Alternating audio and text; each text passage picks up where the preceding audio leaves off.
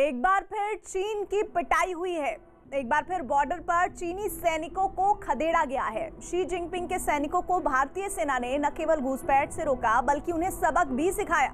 सरहद पर जिस वक्त चीन और भारत के बीच पूर्वी लद्दाख में तनाव कम करने को लेकर बातचीत की रणनीति बन रही थी, उसी दौरान चीनी सैनिक सिक्किम में भारतीय सीमा में घुसपैठ की साजिश के साथ साथ आगे बढ़ रहे थे। लेकिन चीनी सैनिकों को नहीं मालूम था कि उन्हें उल्टे पांव वापस जाना पड़ेगा। घुसपैठ की बदनीयती से भारतीय सीमा में आने की कोशिश में वो भिड़े, हाथापाई की, लेकिन पिट कर लौटे। देखिए बॉर्डर पर शी जिनपिंग की सेना की पिटाई और उस पर चीन सरकार के मुखपत्र ग्लोबल टाइम्स का सबसे बड़ा झूठ।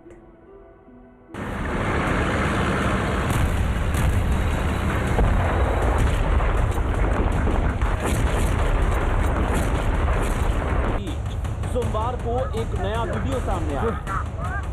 हम वो लोग हैं जो बांसुरीधारी कृष्ण की पूजा करते हैं। हम वही लोग हैं जो सुदर्शन चक्रधारी कृष्ण को भी आदर्श मान करके चलते हैं। नहीं सुधरेगा चीन।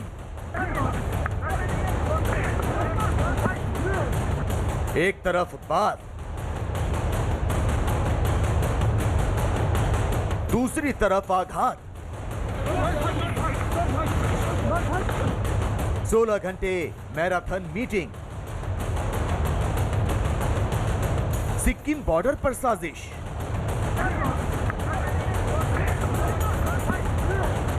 बॉर्डर पर फिर पिटा चीन।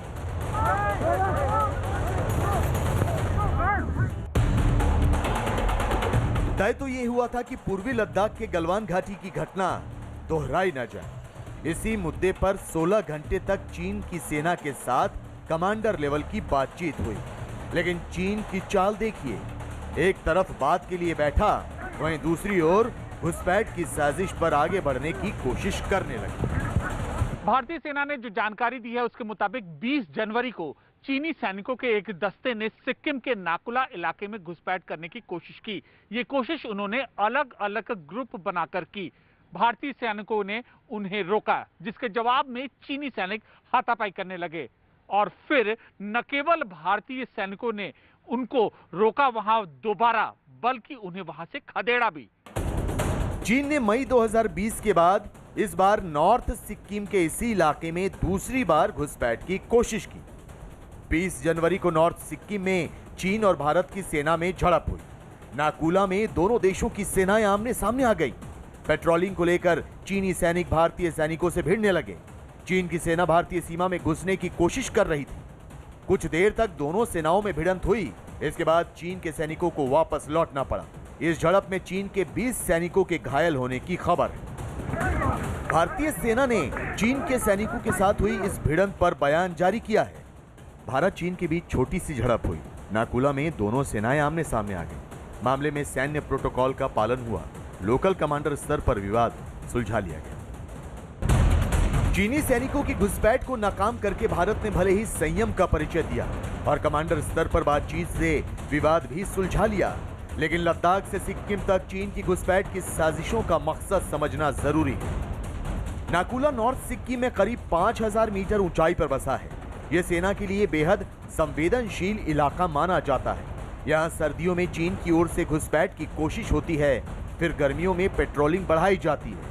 सर्दी में चीन चुपचाप पोस्ट बना लेता है और फिर गर्मियों में उस इलाके पर हक जताता है।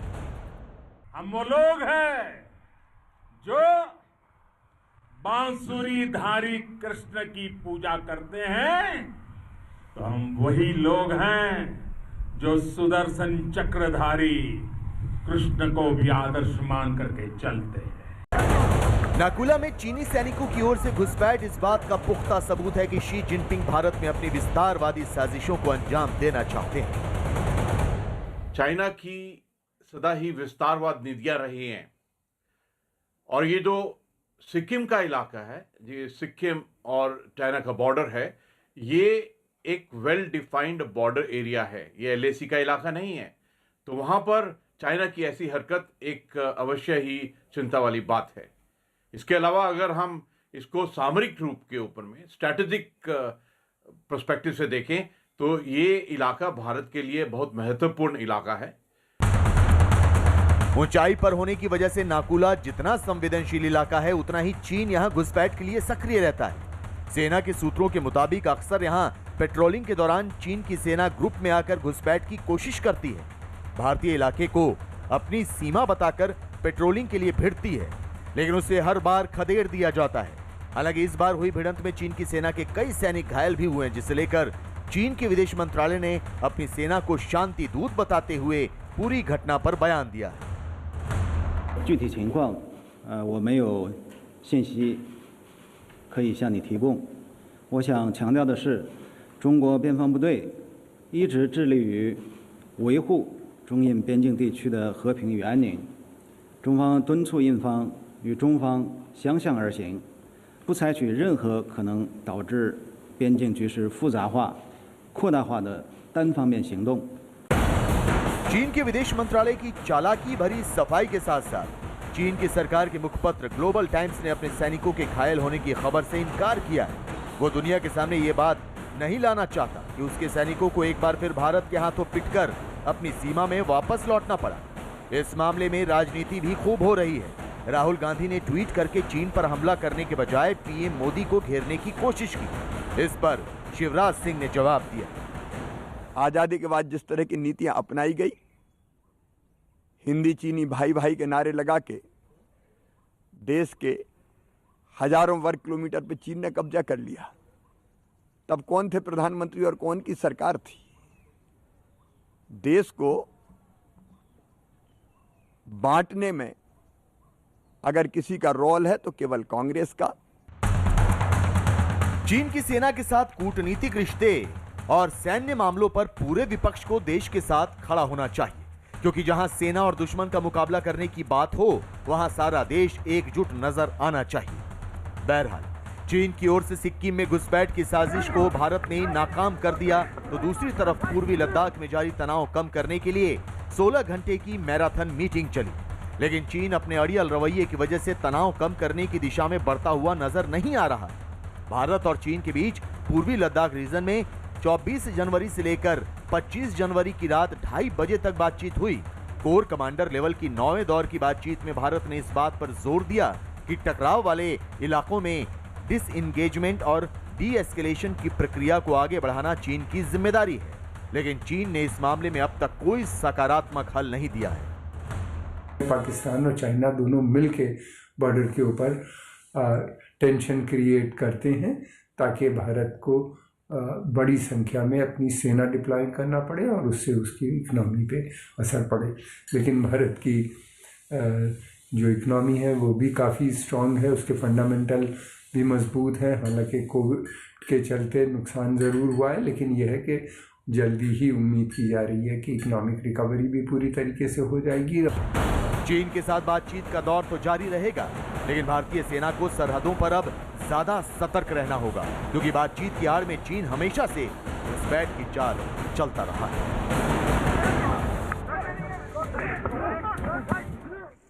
सारी दुनिया को कोरोना वायरस देने का आरोपी चीन अब भारत से बुरी तरह डर गया है। चीन को भारत की कोरोना वैक्सीन डरा रही है। शी जिनपिंग सारी दुनिया से कोरोना वायरस का सच छिपाते रहे और दुनिया में लाखों लोग मर गए, करोड़ों संक्रमित हो गए। अब उसी वायरस को हराने के लिए भारत और साउथ एशिया समेत तमाम सहयोगी देशों में कोविशील्ड वैक्सीन पहुंच चुकी है। चीन को भारत की इसी वैक्सीन डिप्लोमेसी से डर लग रहा है, इसलिए उसने भारत की वैक्सीन को लेकर अपनी मीडिया के जरिए एक साजिश शुरू की है। भारतीय वैक्सीन पर चीन की साजिश का सच देखिए।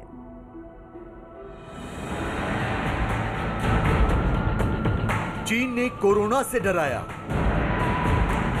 अब चीन वैक्सीन से डरने लगा। भारत का टीका, चीन को टेंशन।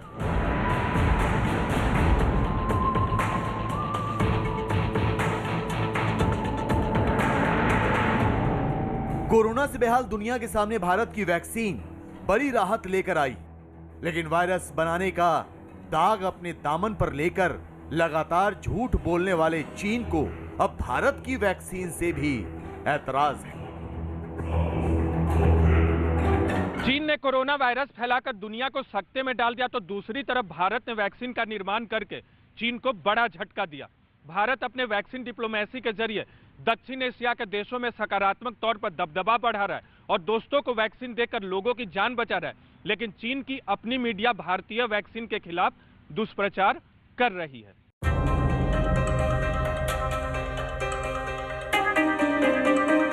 सबसे पहले आपको चीन के दुष्प्रचार का सच बताते हैं, जिसके जरिए वो सारी दुनिया में भारत की छवि को खराब करने की साजिश रच रहा है। चीन सरकार के मुखपत्र ग्लोबल टाइम्स ने भारत की वैक्सीन मैत्री के खिलाफ दुष्प्रचार शुरू कर दिया है।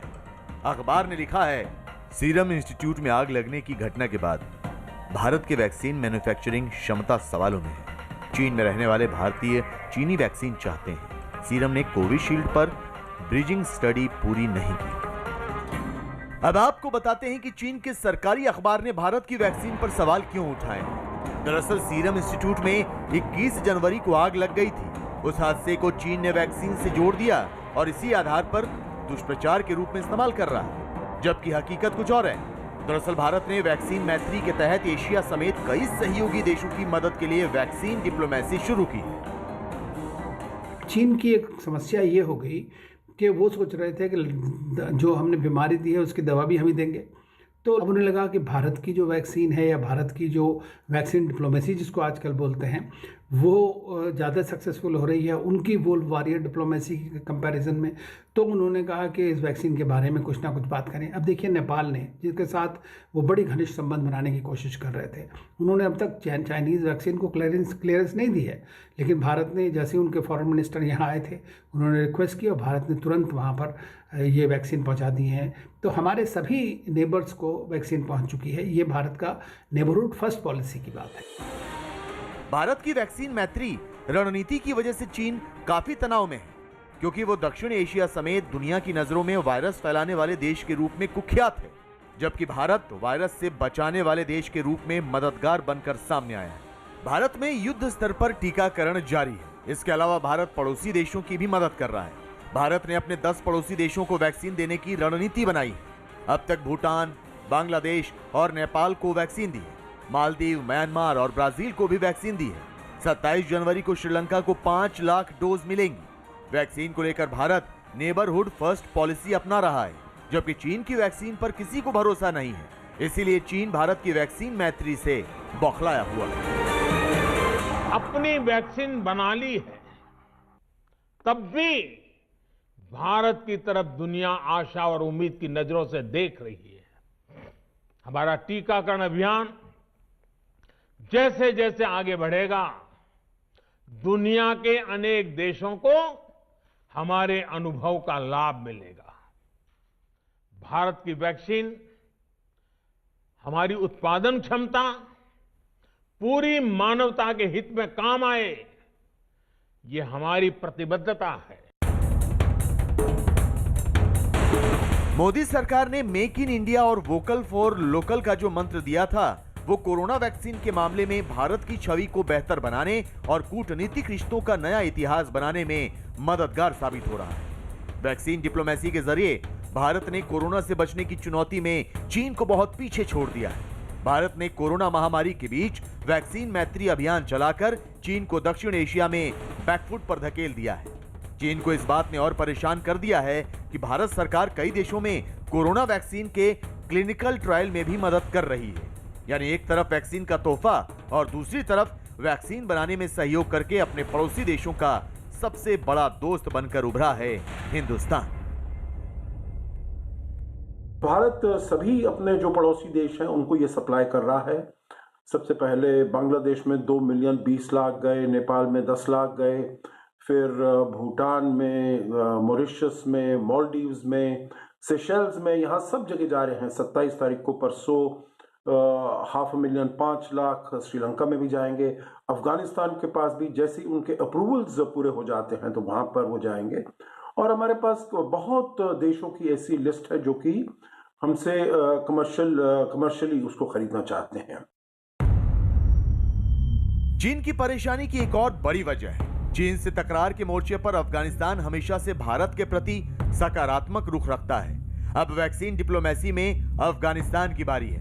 भारत और अफगानिस्तान के बीच वैक्सीन को लेकर बातचीत जारी है। अफगानिस्तान में स्थानीय रेगुलेटर की ओर से वैक्सीन के इस्तेमाल की मंजूरी मिलने के बाद उसे वैक्सीन की सप्लाई की जाएगी।